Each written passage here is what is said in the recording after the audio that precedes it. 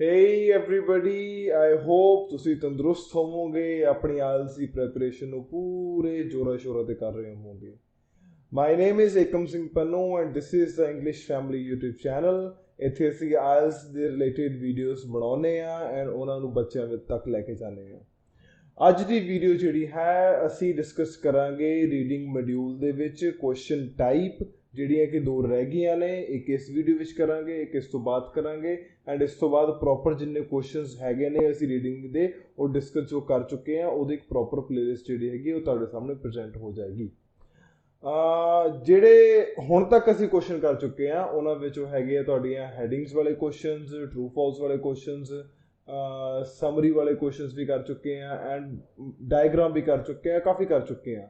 ਸੋ ਉਸੇ ਲੜੀ ਦੇ ਵਿੱਚ ਜਿਹੜੇ ਅਗਲੇ ਕੁਐਸਚਨ ਆਪਾਂ ਡਿਸਕਸ ਕਰਨੇ ਆ ਉਹ ਹੈਗੇ ਤੁਹਾਡੇ ਮੈਚ ਸੈਂਟੈਂਸ ਐਂਡਿੰਗਸ। ਠੀਕ ਹੈ, ਇਹਦੇ ਵਿੱਚ ਇੱਕ ਚੀਜ਼ ਧਿਆਨ ਰੱਖਿਓ, ਇਹ ਕੁਐਸਚਨ ਜਿਹੜੇ ਆ ਬਹੁਤ ਘੱਟ ਆਉਂਦੇ ਨੇ ਪਰ ਜਦੋਂ ਵੀ ਆਉਂਦੇ ਨੇ ਇਹ ਬੱਚਿਆਂ ਨੂੰ ਥੋੜੇ ਜਿਹੇ ਟ੍ਰਿਕੀ ਲੱਗਦੇ ਆ। ਹੁਣ ਜੋ ਵੀ ਮੈਂ ਇਸ ਵੀਡੀਓ ਦੇ ਵਿੱਚ ਕਹੂੰਗਾ ਉਹ ਮੇਰਾ ਆਪਣਾ ਐਕਸਪੀਰੀਅੰਸ ਹੈ। ਠੀਕ ਹੈ, after solving different types of readings ਜਿੰਨੇ ਵੀ ਜੋ ਮੈਨੂੰ ਲੱਗਦਾ ਕਿ ਇੱਕ ਈਜ਼ੀ ਵੇ ਹੈਗਾ ਉਹ ਇੱਥੇ ਮੈਂ ਇਸ ਵੀਡੀਓ ਵਿੱਚ ਤੁਹਾਡੇ ਸਾਹਮਣੇ ਪ੍ਰੈਜ਼ੈਂਟ ਕਰੂੰਗਾ। ਆਲ ਰਾਈਟ, ਸੋ ਬੱਚਾ ਆਬਜ਼ਰਵ ਕਰੋ ਜਿਹੜੇ ਅੱਜ ਕੁਐਸਚਨ ਕਰਨੇ ਆ। Let me have my where is one second here it is। हाँ जी, जस्ट ऑब्जर्व करो। सो क्वेश्चन ਜਿਹੜੇ ਆਪਾਂ ਕਰਨੇ ਉਹ ਹੈਗੇ ਮੈਚ ਸੈਂਟੈਂਸ ਐਂਡਿੰਗਸ। ਠੀਕ ਹੈ, ਵੀਡੀਓ ਨੂੰ ਮੈਂ 3 ਹਿੱਸਿਆਂ ਵਿੱਚ ਡਿਵਾਈਡ ਕੀਤਾ ਹੋਇਆ ਜਿਹਦੇ ਵਿੱਚ ਪਹਿਲੇ ਪਾਰਟ ਵਿੱਚ ਅਸੀਂ ਦੇਖਾਂਗੇ ਕਿ ਸੈਂਟੈਂਸ ਐਂਡਿੰਗ ਕੁਐਸਚਨ ਹੁੰਦੇ ਕਿਹੜੇ ਆ। ਠੀਕ ਹੈ, ਉਸ ਤੋਂ ਬਾਅਦ ਦੇਖਾਂਗੇ ਕਿ ਐਕਸਪੈਕਟਡ ਕੀ ਹੈ ਬੱਚੇ ਤੋਂ। ਇੱਕ ਐਗਜ਼ਾਮੀਨਰ ਜਦੋਂ ਸੈਂਟੈਂਸ ਐਂਡਿੰਗ ਕੁਐਸਚਨ ਪਾਉਂਦਾ ਤੇ ਬੱਚੇ ਤੋਂ ਕੀ ਐਕਸਪੈਕਟ ਕਰਦਾ। ਦੈਨ ਐਂਡ ਵਿੱਚ ਦੇਖਾਂਗੇ ਇਹਨੂੰ ਸੋਲਵ ਕਰਨ ਲਈ ਟਿਪਸ ਐਂਡ ਸਾਡੀਆਂ ਸਟ੍ਰੈਟਜੀਜ਼ ਵਗੈਰਾ ਕੀ ਹੈਗੀਆਂ ਨੇ। So will be just looking at these things. ਠੀਕ ਹੈ, ਆਹ ਪਾਰਟ ਜਿਹੜਾ ਵੀਡੀਓ ਦਾ ਹੈਗਾ ਇਹ ਬਹੁਤ ਇੰਪੋਰਟੈਂਟ ਹੈ, ਪਲੀਜ਼ ਇਹਨੂੰ ਚਾਹੇ ਦੁਬਾਰਾ ਇੱਕ ਵਾਰੀ ਸੁਣ ਲਿਓ ਜਦੋਂ ਮੈਂ ਇਹਨੂੰ ਡਿਸਕਸ ਕਰੂੰਗਾ। All right, let's start with the video. So ਪਹਿਲੀ ਚੀਜ਼ ਦੀ ਧਿਆਨ ਰੱਖਣੀ ਹੈ, ਆ ਦੇਖੋ ਜੀ, ਦਿਸ ਇਜ਼ योर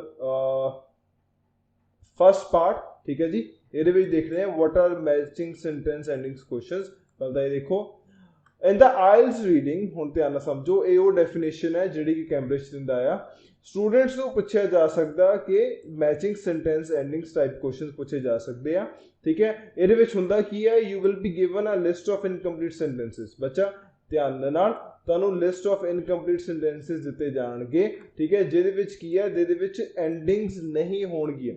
ਠੀਕ ਹੈ, ਅੱਧ ਅਧੂਰੇ ਸੈਂਟੈਂਸਸ ਦਿੱਤੇ ਜਾਣਗੇ ਐਂਡ ਦੂਸਰੇ ਪਾਸੇ ਇੱਕ ਹੋਰ ਲਿਸਟ ਦਿੱਤੀ ਜਾਊਗੀ ਜਿਹਦੇ ਵਿੱਚ ਪੋਸੀਬਲ ਐਂਡਿੰਗਸ ਹੋਣਗੀਆਂ। ਅੱਛਾ, ਹੁਣ ਇੱਕ ਚੀਜ਼ ਧਿਆਨ ਰੱਖੋ, ਇਹਦੇ ਵਿੱਚ ਨਾ ਇੱਕ ਜਿਹੜੀ ਚੀਜ਼ ਸਮਝਣ ਵਾਲੀ ਉਹ ਇਹ ਹੈ ਕਿ ਜੇ ਨਾ ਬੱਚਿਆਂ ਨੂੰ ਤਾਂ ਸੈਂਟੈਂਸ ਦੀ ਫਾਰਮੇਸ਼ਨ ਦਾ ਪਤਾ ਕਿ ਇੱਕ ਸੈਂਟੈਂਸ ਫਾਰਮ ਕਿੱਦਾਂ ਹੁੰਦਾ, ਉਹਨਾਂ ਲਈ ਇਹ ਕੁਐਸਚਨ ਥੋੜਾ ਜਿਹਾ ਈਜ਼ੀ ਹੈ। ਬਟ ਜਿਹਨਾਂ ਬੱਚਿਆਂ ਨੂੰ ਸੈਂਟੈਂਸ ਦੀ ਫਾਰਮੇਸ਼ਨ ਨਹੀਂ ਸਮਝ ਆਉਂਦੀ ਉਹਨਾਂ ਨੂੰ ਥੋੜੇ ਜਿਹੇ ਕੁਐਸਚਨ ਡਿਫਿਕਲਟ ਲੱਗਣਗੇ। ਹੁਣ ਪਹਿਲੀ ਗੱਲ, ਸੈਂਟੈਂਸ ਫਾਰਮੇਸ਼ਨ ਹੁੰਦੀ ਕੀ ਹੈ ਬੱਚੋ? ਦੇਖੋ, ਇੱਕ ਸੈਂਟੈਂਸ ਦੇ 3 ਕੰਪੋਨੈਂਟ ਹੁੰਦੇ ਆ which are subject, verb and object. ਕਰਤਾ, ਕਰਮ ਐਂਡ ਕਿਰਿਆ, 3 ਚੀਜ਼ਾਂ। ਸਬਜੈਕਟ ਹੁੰਦਾ ਜਿਹੜਾ ਕਿ ਕੋਈ ਕੰਮ ਕਰਦਾ ਆ। ਠੀਕ ਹੈ, ਵਰਬ ਜਾਂ ਕਿਰਿਆ ਐਕਚੁਅਲ ਵਿੱਚ ਉਹ ਕੰਮ ਹੁੰਦਾ ਆ ਐਂਡ ਆਬਜੈਕਟ ਐਂਡ ਕਰਮ ਜਿਹੜੇ ਵਿੱਚ ਤੇ ਉਸ ਕੰਮ ਦਾ ਅਸਰ ਹੁੰਦਾ ਆ।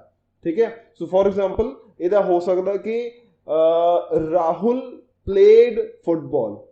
ਰਾਹੁਲ ਇੱਕ ਸਬਜੈਕਟ ਹੈ ਜਿਹੜਾ ਕੰਮ ਕੀਤਾ ਆ।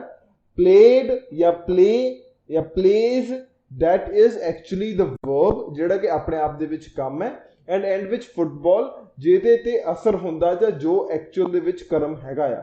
ਠੀਕ ਹੈ, ਸੋ that is the basic component।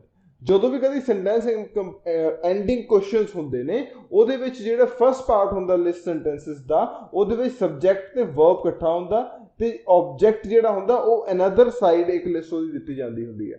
ਸੋ ਇਹਨੂੰ ਇਸ ਢੰਗ ਦੇ ਨਾਲ ਸਮਝੋ। ਇਹਨੂੰ ਮੈਂ ਡਿਟੇਲ ਬਾਅਦ ਵਿੱਚ ਕਰੂੰਗਾ ਪਰ ਪਹਿਲਾਂ ਇਹਨੂੰ ਫਿਲਹਾਲ ਇੱਥੇ ਦੇਖੋ।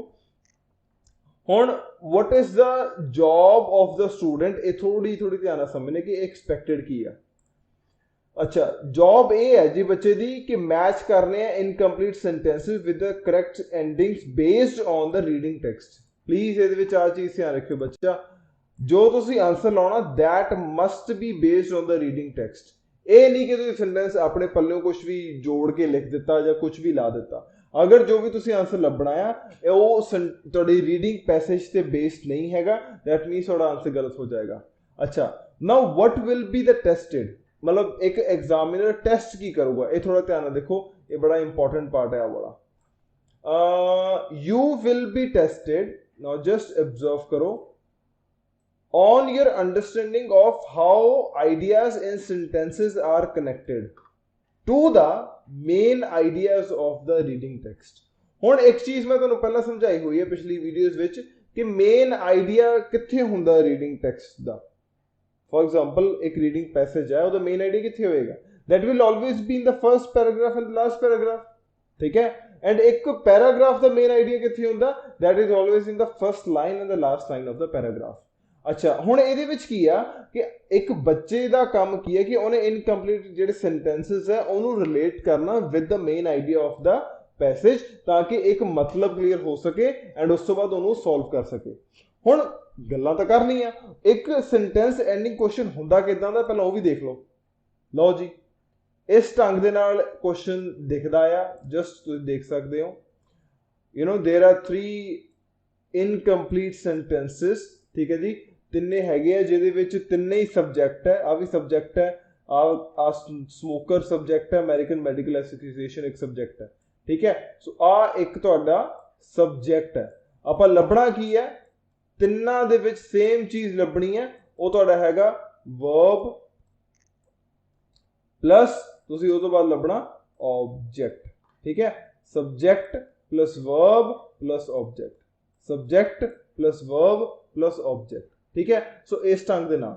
अच्छा, ये एक चीज थोड़ा ध्यान रखो, ये जो पहला देखो आ की है A B C D E F G H I, कितने 1 2 3 4 5 6 7 8 9 ने, दैट मीन्स 10 सेंटेंसेस ने ते टोटल 9 उन्होंने दी एंडिंग्स ने। अगर प्रोबेबिलिटी देखिए तो एक सेंटेंस दे मगर 3 ऑप्शंस आउंदियां ने, ठीक है। अच्छा, हम इन्हू करना किद्दां आ, इन्हू एक चीज नूं थोड़ा ध्यान नाल समझदे आ, समझ लग गया? अच्छा, ये देखो की है, complete each sentence with the correct ending, ठीक है जी। You write the correct letter A to J, so वो जो नॉर्मल हुंदा ही है, ठीक है जी। लो जी, देखो हुण करना की है कि अच्छा ਇਹਦੇ ਚ देखो टिप्स देखते हैं ਇਹਦੇ ਵਿੱਚ।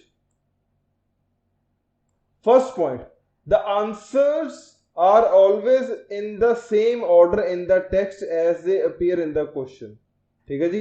so that means सब तो पहला आंसर लभूगा पैसिव स्मोकिंग दा, ठीक है जी, क्योंकि पहले नंबर ते आ। फिर उस तो बाद लभूगा एदा, ठीक है, क्योंकि दूजे नंबर ते आ, ठीक है जी।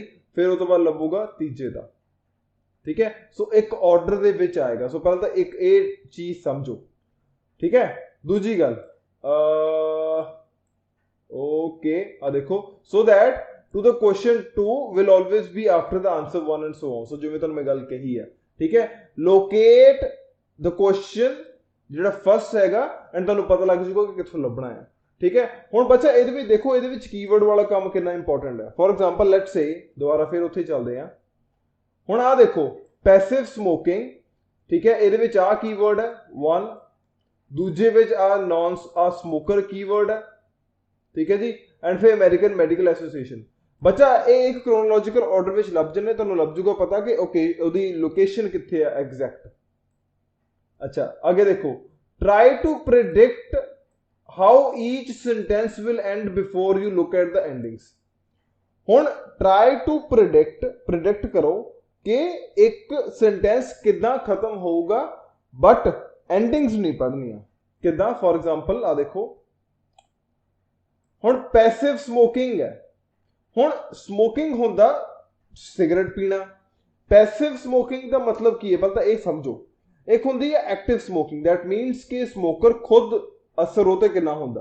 पैसिव मतलब की है कि मेरे नाल कोई बैठा स्मोक कर रहा है बट मैं नहीं कर रहा, बट स्टिल मेरे तो उस धुएं दा असर होंदा, दैट्स कॉल्ड पैसिव स्मोकिंग।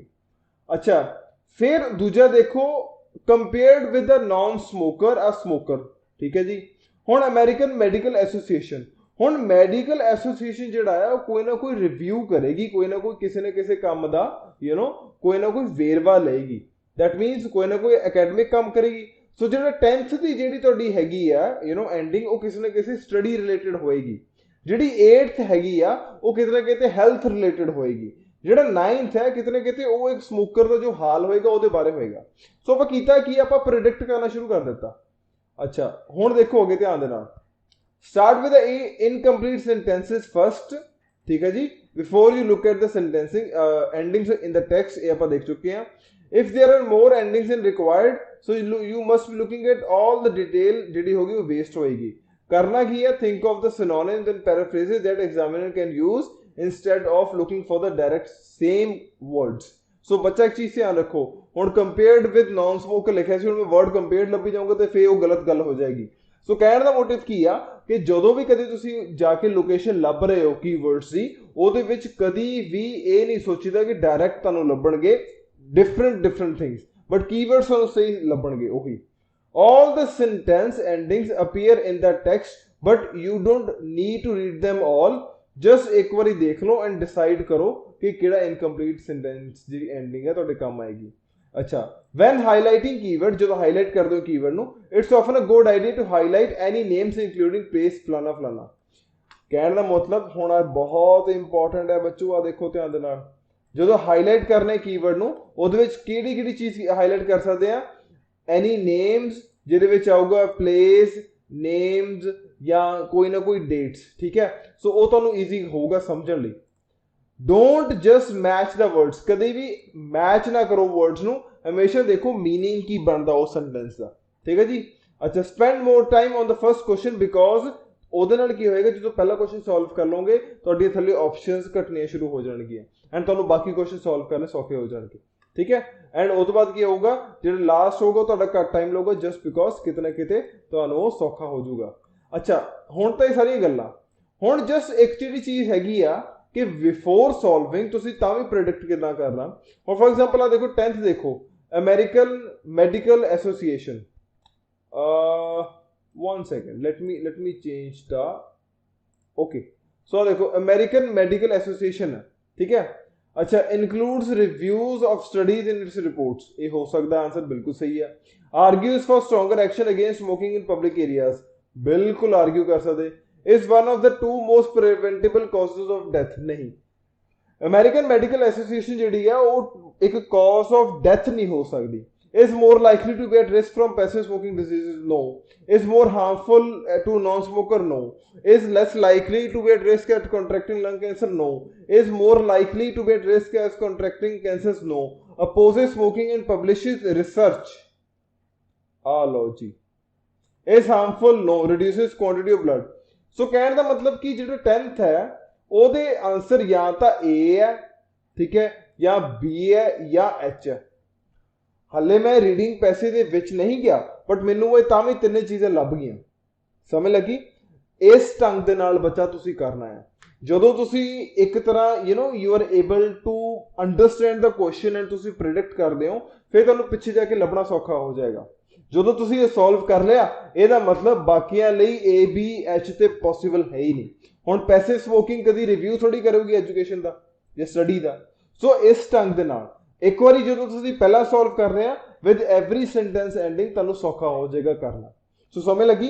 ਇਹਦੇ ਵਿੱਚ ਆਪਾਂ ਸਿੱਖਿਆ ਕੀ ਆ ਇਸ ਕੁਐਸਚਨ ਟਾਈਪ ਦੇ ਵਿੱਚ ਕਿ ਜਿਹੜੇ ਤੁਹਾਡੇ ਆਹ ਸੈਂਟੈਂਸਸ ਹੈ ਇਹ ਇੱਕ ਕ੍ਰੋਨੋਲੋਜੀਕਲੀ ਆਉਂਦੇ ਆ, ਠੀਕ ਹੈ।